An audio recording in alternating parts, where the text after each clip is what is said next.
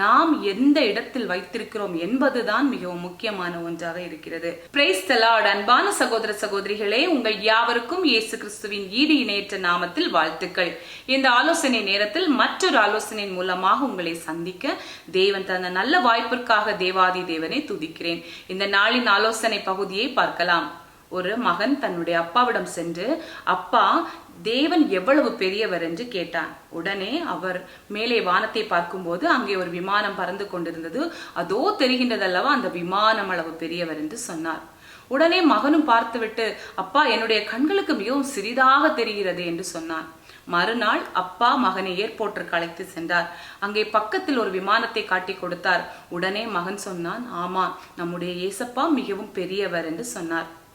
அருமையானவர்களே, எந்த தூரத்தில் நாம் தேவனை வைத்திருக்கிறோம்? சற்று ஆலோசனை செய்து பாருங்கள். பக்கத்தில் இருந்தால் மிகவும் பெரியவரானவராக இருப்பார், தூரத்தில் வைத்திருந்தால் மிகவும் சிறிதானவராக இருப்பார். நாம் எந்த இடத்தில் வைத்திருக்கிறோம் என்பதுதான் மிகவும் முக்கியமான ஒன்றாக இருக்கிறது.